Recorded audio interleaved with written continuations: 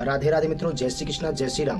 कैसे हैं आप लोग? आशा करते हैं सभी लोग स्वस्थ होंगे और मस्त होंगे।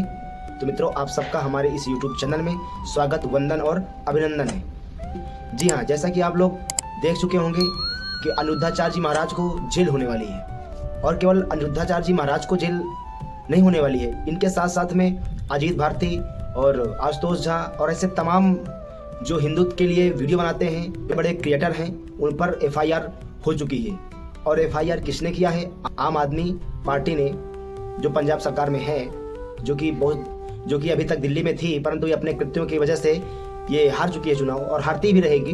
तो इन्होंने जो है कि FIR किया है ऐसे क्रिएटरों पर, ऐसे हिंदुओं की आवाज़ बनने वाले लोगों पर ऐसी धाराएं लगाई हैं कि जेल जाने के बाद इनकी जमानत भी ना हो। हमारे जो हिंदुत्व के लिए जो बोलने वाले हैं, जो संत हैं, यानी जो पूज्य अनिरुद्धाचार्य जी महाराज हैं और जो आशुतोष जी हैं और जो अजीत भारती जैसे लोग हैं, इन पर FIR क्यों हुई? तो इसको हम थोड़ा सा जानने का प्रयास करते हैं कि पूरा मामला कैसे बना।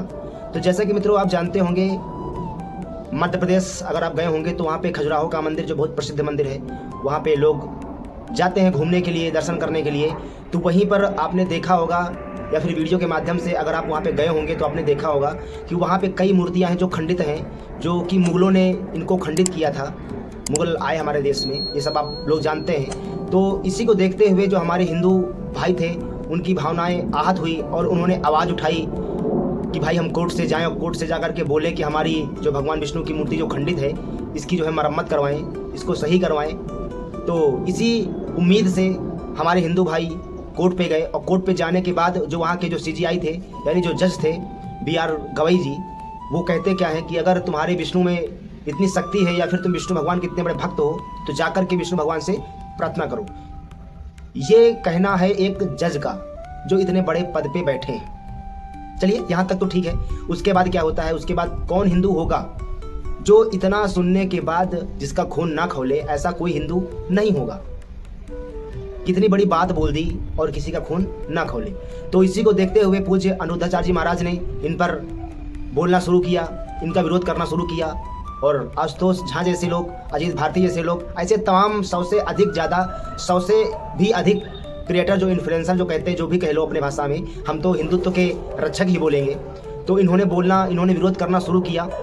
तो इनके विरोध करने पर जो वहीं पर एक वकील थे, राकेश किशोर जी, उनकी भावनाएं बहुत ज़्यादा आहत हुई। तो उन्होंने अपना एक जूता उतार करके वहीं अदालत में इनको फेंक करके मारा और भगवान की कृपा से लगा नहीं।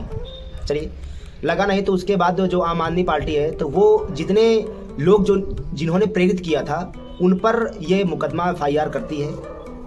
और जो राकेश किशोर जी हैं, उनका जो है विरोध होने लगता है। जो नहीं जानते हैं, जो नीले वाले लोग हैं, जी हाँ आप जानते होंगे नीले वाले लोग हैं, और ऐसे तमाम लोग हैं। मैं आगे बात करता रहूँगा, आपसे प्रार्थना है कि इस वीडियो को पूरी देखें और अपनी राय अवश्य दें। तो उसके बाद क्या होता है कि पूरे देश में एक माहौल बनाया जाता है कि एक दलित जज को ब्राह्मणों के द्वारा, स्वर्णों के द्वारा नीचे गिराया जा रहा है, क्योंकि दलित इतने ऊँचे पद पर कैसे चला गया। ये एक माहौल बनाया जाता है, मुद्दा बनाया जाता है कि विरोध हो, आपस में लोग लड़े। तो जब जाँच होती है तो राज किशोर जी, जो कि स्वयं ही एक दलित है, और उनसे पूछा जाता है कि क्या आपको इस चीज़ का पश्चाताप है?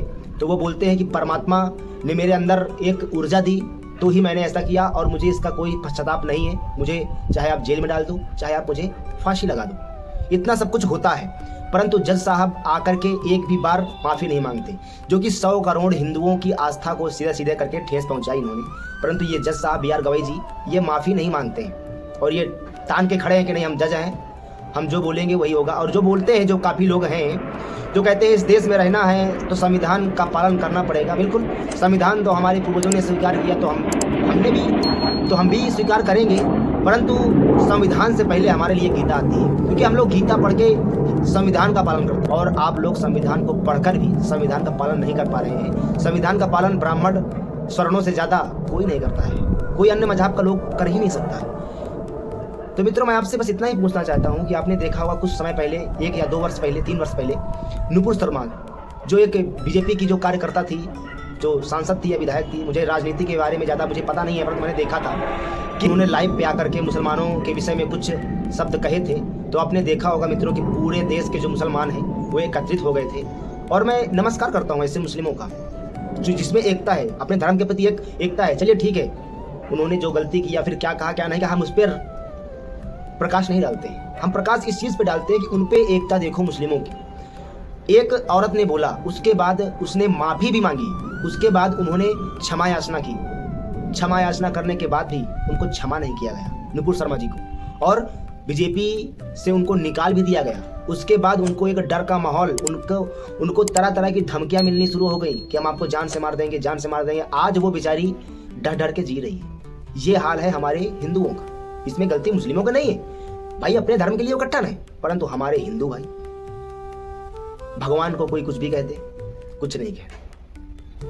कब तक, आखिरकार कब तक सोते रहोगे? सो तो रहे हो, जब से सृष्टि बनी है तब से सो ही तो रहे हो, जब से कलयुग चढ़ा है।